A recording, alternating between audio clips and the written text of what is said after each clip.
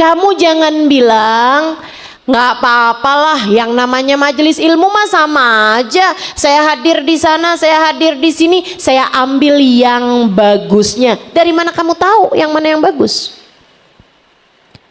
Kamu tuh gelas kosong. Bagaimana kamu tahu yang mana yang bagus? Kalau dua-duanya menyampaikan dari hadis, dua-duanya nyampein dari ayat. Yang satu hadisnya, aktsiru minas salati alayya, aqrabukum minni majlisan yaumal qiyamah aktsarukum alayya salatan. Yang paling banyak, yang paling dekat tempatnya denganku di hari akhirat nanti, kata Nabi Muhammad, yang paling banyak baca sholawatnya kepadaku. Sementara yang satu menyampaikan hadisnya, kullu bid'atin dhalalah wa kullu dhalalatin finnar. Semua yang enggak dibuat sama Nabi Muhammad itu adalah bid'ah, dan semua bid'ah adalah sesat. Semua kesesatan membawa seseorang kepada neraka. Nabi Muhammad enggak baca sholawatnya Imam Syafi'i. Imam Syafi'i kan datang sesudahnya Nabi Muhammad, 200 tahun sesudah wafatnya Nabi Muhammad. Nabi Muhammad enggak baca sholawatnya Imam Syafi'i. Maka kamu baca sholawatnya Imam Syafi'i itu bid'ah. Nabi Muhammad tidak melakukannya. Wa kullu fi bid'atin dhalalah, dan semua bid'ah itu adalah sesat. Wa kullu dhalalatin finnar, kata Nabi Muhammad, semua bid'ah, semua kesesatan akan membawa seseorang kepada api neraka.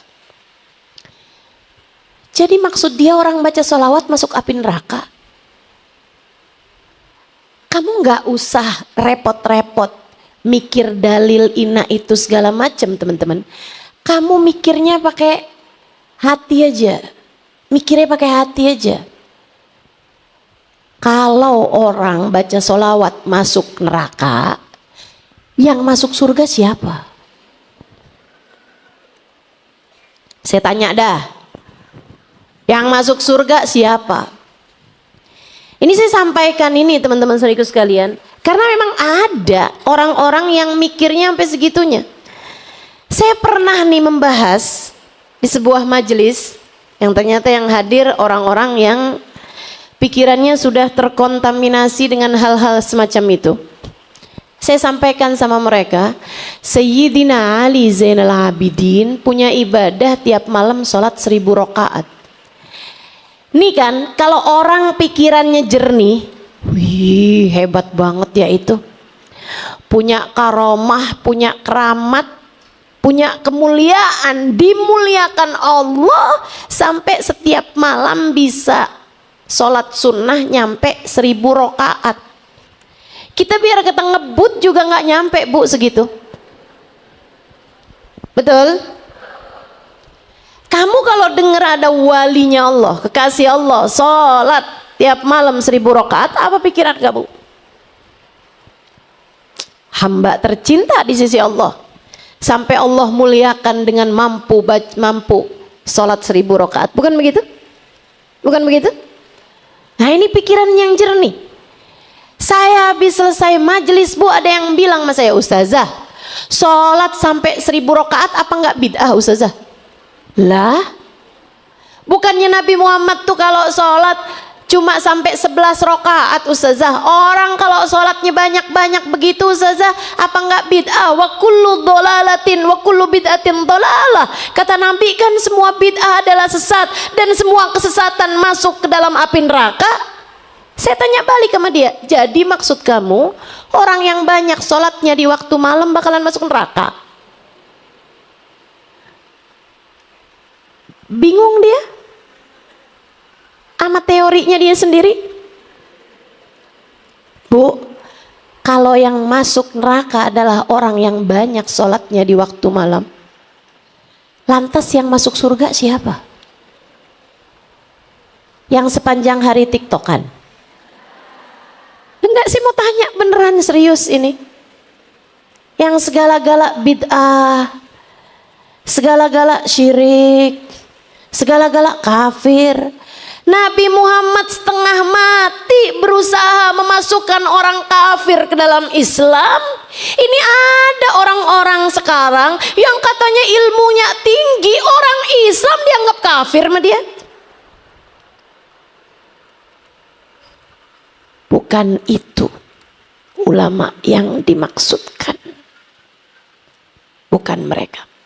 Jadi kalau kamu hadir di satu majelis bikin kamu bingung, saya sarankan padamu, biar nggak bingung-bingung, nggak usah lagi hadir di majelis yang demikian.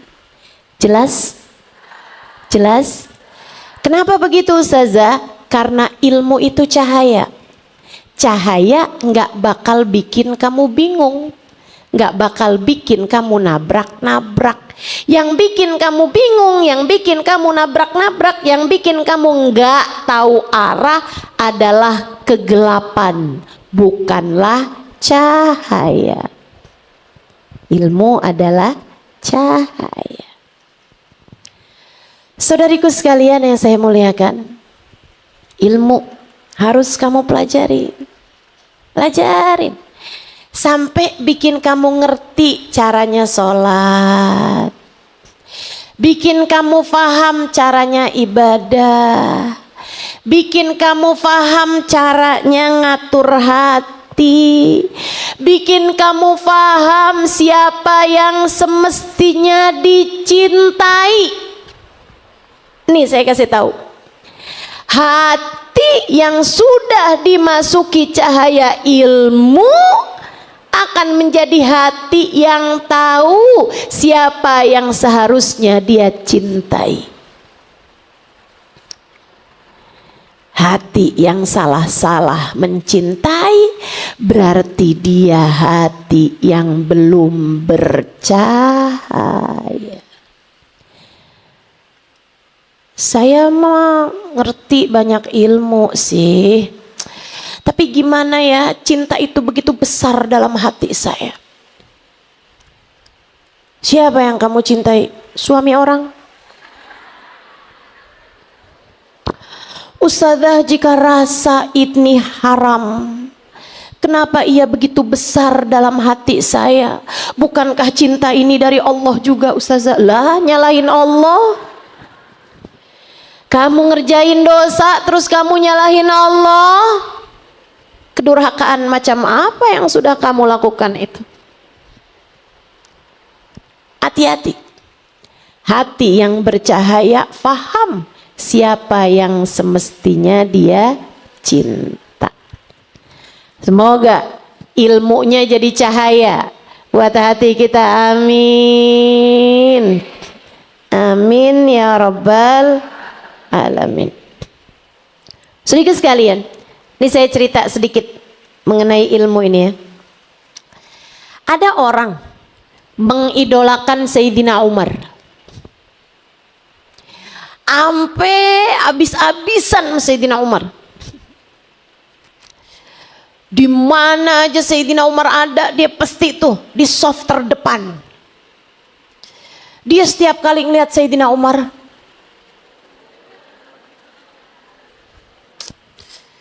pokoknya tersepona.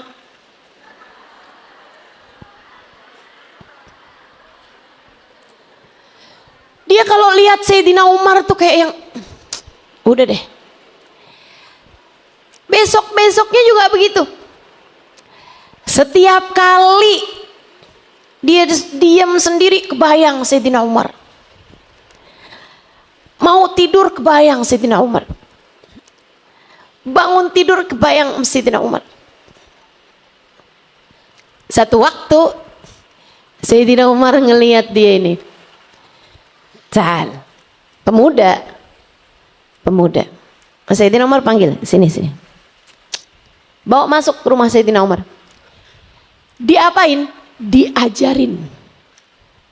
Dikasih tahu tentang Allah. Diceritakan tentang Rasulullah. Sayyidina Umar kasih tahu tentang Allah dengan caranya Sayyidina Umar. Dikasih faham siapa Allah dalam hidupnya. Terus berjam-jam Sayyidina Umar bersama dengan orang tersebut. Bu, tapi ini tentang Sayyidina Umar bu ya, ilmunya murni langsung dari Nabi Muhammad sallallahu alaihi wasallam. Sayyidina Umar yang ngasih tahu tentang Allah langsung Nabi Muhammad. Nabi Muhammad yang ngasih tahu tentang Allah langsung Allah Subhanahu wa taala. Tentu nggak sama dengan ulama-ulama zaman-zaman sekarang. Meskipun alhamdulillah zaman sekarang sekalipun kita masih punya ulama-ulama soleh-soleh yang bisa bawa kita ke jalan Allah Subhanahu wa taala. Ala kulli hal. Ustazah, ala kulli hal itu maksudnya apa sih? Pokoknya gitu. Pokoknya nih Bu nih, Sayyidina Umar sampein kepada dia nih tentang Allah Subhanahu wa taala. Udah tuh. Ibu-ibu sekalian, habis hari itu dia tetap cinta kepada Sayyidina Umar. Tapi dengan cinta yang berbeda. Dia tidak harus ada di barisan depan. Dia nggak harus memandang Sayyidina Umar dengan pandangan mata. Dia sekarang lebih suka mendengarkan Sayyidina Umar dengan telinga batinnya. Dengan telinga hatinya. Hingga kemudian orang-orang pada bilang, tuh sekarang nggak kayak dulu lagi tuh dia, nggak ngidolain Sayyidina Umar lagi tuh dia, nggak segitunya cintanya sama Sayyidina Umar. Satu waktu dia ditanya sama orang, apakah sekarang cintamu kepada Sayyidina Umar berkurang? Dan dia jawab ucapannya, dengerin nih ilmu kalau udah masuk di hati seseorang, udah enggak segitunya ama yang nyampein, udah nyampe kepada yang disampaikan, udah nyampe ke tujuan. Dia bilang, ba'dama arafta rabba Umar fala ahtaju ila Umar. Sesudah saya kenal Tuhannya Umar bin Khattab. Oh mohon maaf ya, mohon maaf, saya ada keliru sedikit ceritanya. Teman-teman saya sekalian, nih untung kelirunya sekarang, kalau enggak saya susah setengah mati nih mau benerinnya. Alhamdulillah Allah kasih ingat ceritanya sekarang. Teman-teman saya sekalian, orang kemudian bertanya kepada Sayyidina Umar, orang cerita sama Sayyidina Umar, Sayyidina Umar inget gak tuh mau pemuda yang itu tuh, yang dulu-dulu selalu aja di sofa yang paling depan? Iya kata Sayyidina Umar, ingat saya. Yang ada tai lalatnya sebelah saya. Ah itu dia Sayyidina Umar. Kenapa tuh? Kata Sayyidina Umar, dia sekarang sudah nggak lagi mengidolakanmu wahai Umar. Sayyidina Umar menjawab, ba'dama arafta rabba Umar fala ahtaju ila Umar. Bukan, dia bukan sedang tidak lagi mencintai Umar, akan tetapi sesudah dia kenal Tuhannya Umar, dia tidak lagi memerlukan Umar. Bu, terkadang nih kita cari ilmu, ada seseorang yang membuat kita, dia nih guru saya. Akhirnya kita cinta. Kayak tadi tuh, memandangnya dengan terpesona. Nih Bu, saya lagi ceritain tentang diri saya. Ketika saya belajar berguru kepada guru-guru saya kayak gitu. Saya sering jatuh cinta sama guru saya. Dalam artian positif, jangan dikira mau jadi istri kedua, kagak.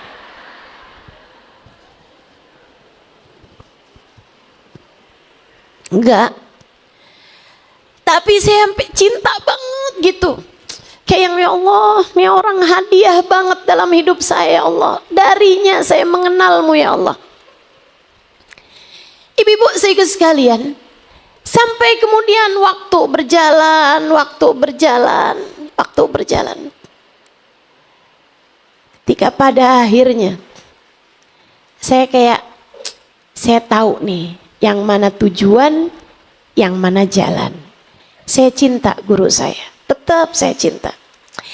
Saya tetap memandangnya dengan linangan air mata. Tetap.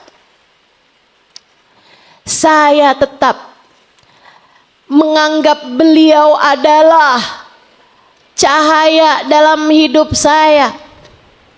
Akan tetapi saya lebih suka mendengarnya lewat mata batin saya, lewat telinga batin saya, dan mendengarnya lewat pandangan mata hati saya. Enggak harus yang kayak desek-desekan, datang dari malam.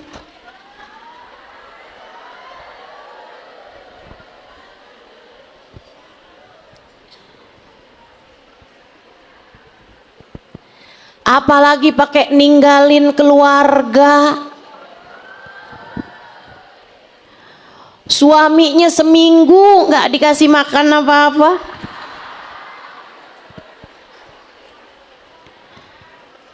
Tiap hari ngeliat ada tulisan yang ditempelin di kulkas. Nasinya udah siap, telurnya tinggal ceplok ya.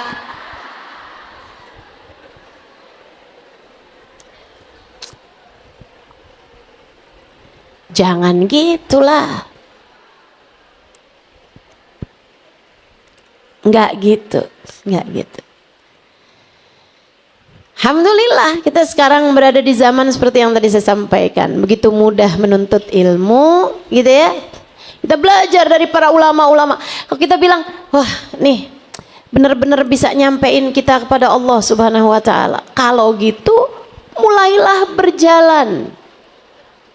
Bu, kendaraanmu sehebat apapun, secepat apapun, tidak akan bisa menyampaikanmu ke tempat tujuan jika tidak mulai kamu hidupkan, jika tidak mulai kamu kendarai. Wih, ini cepet banget nih mobil saya nih, ganti saya nih, mobilnya keren banget dah. Terus kamu mau kemana sebenarnya? Ke Surabaya nih, saya lagi dicari mobil nih. Habisnya itu kemudian, kok kamu nggak berangkat ke Surabaya? Oh, ganti mobil. Kenapa gitu? Ada yang lebih cepet. Kayak gitu tuh keadaan orang-orang yang ngaji doang tapi nggak diamal-amalin. Ilmumu itu cahaya, betul. Akan tetapi nggak jadi apa-apa kalau kamu tidak mempraktekannya dalam kehidupan. Dipakai ilmunya. Kamu udah tahu sholat, kamu udah tahu berjamaah sholat 27 kali lipat. Kamu udah tahu saat paling indah antaramu dengan Allah adalah saat sepertiga malam terakhir. Tahu dari kapan itu? Tahu dari zaman dulu bukan?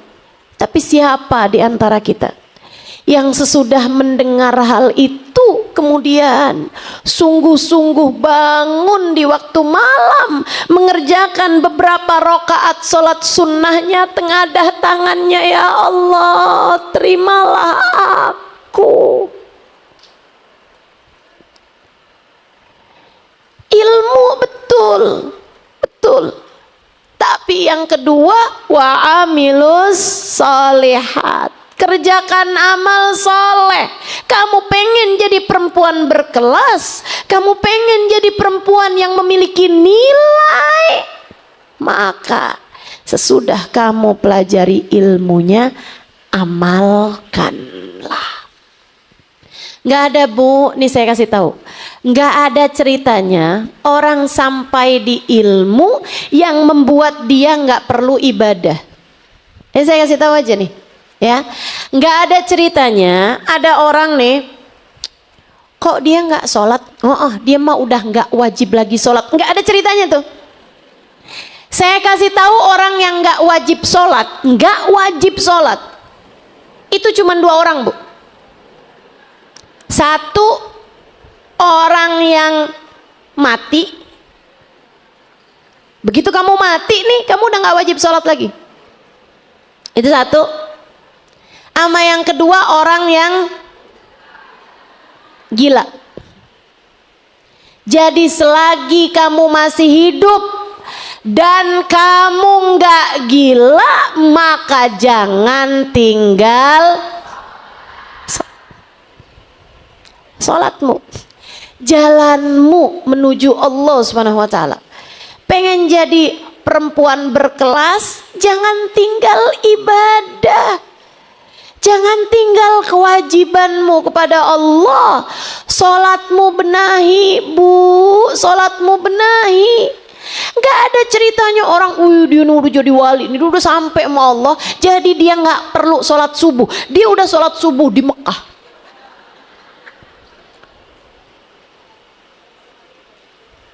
Ibu-ibu saudaraku sekalian yang saya muliakan, enggak ada ceritanya begitu. Kamu diwajibkan sholat di sini, ya di sini kamu mesti mengerjakan sholat. Ibu saudaraku sekalian, ini biar jelas juga nih ya, saya ceritain. Saya mau banyak ceritanya Bu, tenang aja. Ustazah kok nggak lupa ya Ustazah ya, banyak cerita Ustazah gitu. Ibu nggak tahu aja, yang saya lupa lebih banyak lagi Bu. Pagi udah tua-tuaan gini nih, Allah ya Allah. Ini cerita salah satu dari yang pernah diceritakan guru saya, Sayyidil Habib Umar bin Hafid. Ceritanya gini, ada seorang santri, seorang murid, nggak di pesantren tapi maksudnya berguru kepada seorang guru gitu. Dia tuh waktunya ngaji ba'da maghrib ke isya. Jadi sebelum maghrib tuh dia udah jalan tuh, udah jalan pergi majelis, pergi ke masjid, dia hadir di situ dari maghrib, kemudian habisnya maghrib nerima ilmu dari gurunya, habisnya nerima ilmu dari gurunya, datang isya, sholat berjamaah isya, habis selesai itu dia selesai tambahin witir-witir beberapa rakaat terus pulang. Tiap hari dia kayak gitu, selain dari waktu-waktu yang lain. Istiqomah sampai bikin setan sebel. Ibu nggak tahu setan tuh suka sebel sama orang-orang yang istiqomah. Ibu ya, ada aja gitu. Ibu-ibu juga nih kadang-kadang udah siap-siap Ustazah mau majelis, terus ada aja gitu Ustazah. Itu kadang-kadang juga tuh setan nggak suka keistiqomahan kita. Tapi kalau urusannya itu yang nyegah adalah suami karena dia minta untuk jangan pergi, udah jangan pergi Bu. Mesti jelas nih ya, mana yang prioritas dalam kehidupan kita. Ibu-ibu sekalian, nisib muda ini nih, setan sebel aja sama dia nih istiqomah. Satu waktu Bu, dia habis selesai majelis, habis selesai sholat maghrib nih, dia berasa perut dia mules. Jadi dia pun keluar dari masjid, pamitan keluar dari masjid. Waktunya dia mau balik lagi ke majelis, disamperin sama orang. Dia bilang, Dek, dia nggak tahu nih yang nyamperin nih setan. Ustazah ada gitu Ustazah, setan nyerupain manusia. Ada terkadang kalau setannya itu udah susah buat ngegodain hati seseorang. Jadi kalau masih kayak kamu nih, kamu nggak usah takut sama setan. Nggak akan setan ada nyerupain orang itu, nggak ada. Nggak usah khawatir ya. Tadi saya lihat setan, nggak ada itu, nggak ada. Tapi emang beneran loh Ustazah, saya suka ngelihat gitu sekelebatan. Kamu salah lihat aja. Tapi bukannya ada Ustazah jin, iya jin ada. Tapi kamu juga nggak usah takut sama jin. Saya kasih tahu teman-teman, kita nih kan, kalau lagi sakit, kalau lagi ini suka kadang-kadang ngerasain sesuatu yang nggak sesuai merasanya, kayak makanan manis jadi pahit gitu kan Bu. Jin itu kalau lagi lemah atau kalau lagi ada masalah, dia kemudian kelemahannya itu membuat dia tampak di hadapan manusia. Jadi kamu harus tahu, jin yang menampakkan diri itu pasti adalah jin yang sedang lemah, entah karena sakit, entah karena sedang ada masalah. Jadi kalau ada jin menampakkan diri sama kamu, daripada kamu lari, mendingan kamu tanya lagi ada masalah apa ente. Nggak usah takut, Sama yang begituan nggak usah takut.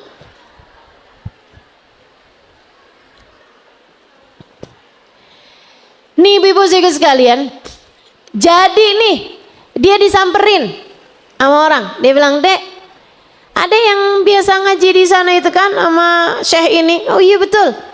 Kamu sekarang mau ngaji di sana?" "Heeh." "Dek, kamu kan pernah tuh diceritain tentang surga." "Iya." "Pengen nggak lihat surga?" "Pengen." "Yuk." "Pengen lihat surga?" "Heeh." "Ikut yuk." "Surga kan? Kamu kasih saya lihat surga?" "Oh, ayo." Bu, dia diajak jalan-jalan lihat surga.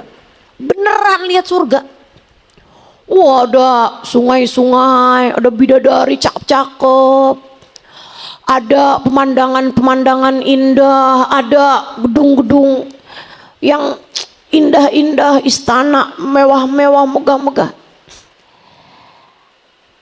Sampai datang waktu Isya, dia bilang, "Nih sekarang udah Isya, kita harus keluar." Dia bilang, "Ayo." Keluar bu, kedengaran adzan Isya, kemudian dia pun keluar. Dia ngerasa udah punya keramat bisa ngelihat surga. Dia nggak cerita-cerita sama siapapun tuh hari. Dia simpen aja, takut kalau diceritain ntar dia kenikmatannya hilang. Terus dijanjiin, "Besok kalau kamu mau lihat surga lagi di sini ya, ba'da maghrib." Oh iya. Besokannya nih ba'da maghrib dia keluar dari masjid yang mestinya dia mendengarkan ilmu. Dia keluar. Akhirnya ibu-ibu sekalian, dia ketemu lagi tuh sama tuh orang kemarin, dibawa lagi liatin surga. Udah tuh. Begitu adzan Isya, balikin lagi. Di jalan situ lagi dia. Jalan lagi sholat Isya, kemudian pulang. Hari ketiga kayak gitu lagi. Hari keempat, gurunya liatin dia nih, waktunya maghrib. Pergi lagi nih. Oh, hari ketiga diliatin. Hari keempat, habisnya Isya, panggil sama gurunya. "Ta'al ya waladi." "Nak sini nak." Habis Isya. "Iya Syekh." "Kamu tadi habis maghrib kemana?"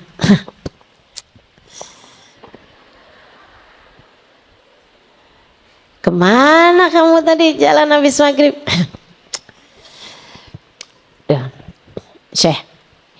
Syekh kayaknya nggak perlu deh saya ceritain Syekh.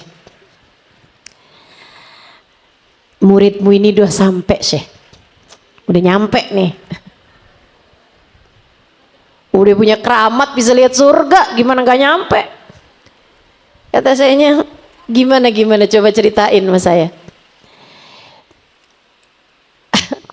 Saya takut kalau saya cerita nanti saya ujub Syekh. Enggak, ceritain. Saya kan guru kamu. Saya harus tahu kondisi kamu, keadaan kamu. Jadi begini Syekh, kemarin itu ceritain tuh urusan yang kemarin itu. "Oh gitu nak." "Nak, kamu percaya sama saya kan? Saya guru kamu kan?" Iya Syekh, kau guru saya pastinya."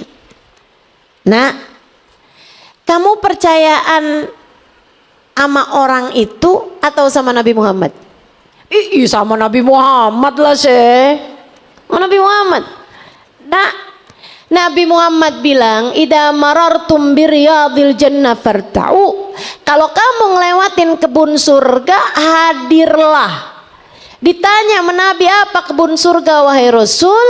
"Taman ilmu, majelis ilmu, majelis zikir." Ketika kamu ingat Allah, ketika kamu berzikir menyebut nama Allah, ketika kamu hadir di satu majelis dan itu membuatmu ingat sama Allah, disitulah namanya taman surga. Ada seseorang yang mengatakan taman surga yang lain yang membuatmu tidak menghadiri taman surganya Nabi Muhammad, berarti taman surganya siapa tuh? "Tapi ini beneran surga Syekh. Saya lihat bidadari, saya udah tahu sekarang tampangnya bidadari kayak gimana. Saya udah lihat sungai-sungainya, Syekh. Kata saya gini, oke, sekarang gini aja. Tar, kamu kalau diajakin pergi ke surga lagi, yaudah kamu jalan. Tapi nanti nih, begitu kamu dibilangin suruh keluar dari surga karena udah datang waktu Isya, kamu bilang, oh gah, saya nggak mau keluar. Jangan mau keluar. Bilang aja orang kalau udah masuk surga nggak mau keluar lagi. Orang masuk surga mana Bu yang mau keluar lagi? Ibu ya, orang kalau udah masuk surga nggak ada Bu yang mau keluar lagi. Baik Syekh, si murid ini tetap kekeh bahwa yang dia lihat itu adalah surga. Jadi malamnya saat habis selesai sholat maghrib, dia keluar, ketemu tuh sama si yang tadi itu. Kemudian dia bilang, ayo kita lihat surga, ayo lihat nih Bu surga. Kedengaran adzan maghrib, adzan isya. Ayo sekarang waktunya kita keluar, ogah. Ayo kita keluar nih. Ini udah waktunya kamu keluar. Enggak mau saya. Ayo cepetan keluar. Ogah. Ayo buruan keluar. Enggak ada ceritanya. Orang kalau udah masuk surga nggak mau keluar lagi. Pokoknya saya nggak mau keluar. Cepetan keluar. Enggak mau keluar. Keluar. Enggak mau. Keluar. Enggak. Tiba-tiba gelap semuanya. Dan dia ada di gundukan sampah. Ternyata yang dia lihat hanyalah fata morgana. Ternyata yang dia lihat bukan kenyataan sesungguhnya. Jadi Bu, jangan mau dikelabuhi, jangan mau dikelabuhi. Jalan surga itu kita tempuh, bukan kita nikmati sekarang, bukan. Bukan. Kita berbuat buat surga di dunia ini. Amilus salihat kata Allah Subhanahu wa taala. Orang selamat wa amilus salihat. Beriman dengan landasan ilmu. Ilmu kamu tuh sampai bikin kamu kenal sama Allah Subhanahu wa taala. Sampai kamu bikin faham siapa Allah Subhanahu wa taala dalam kehidupanmu. Dialah sang pengendali, dialah sang pemilik hidupmu, sang pemberi rizki. Itu satu, harus kamu punya ilmu yang membuat kamu beriman dengan hakikatnya iman. Kemudian yang keduanya wa amilus salih. Kerjakan amal soleh. Kerjakan sholat, baca zikir, baca sholawat, ibadah pada Allah Subhanahu wa ta'ala.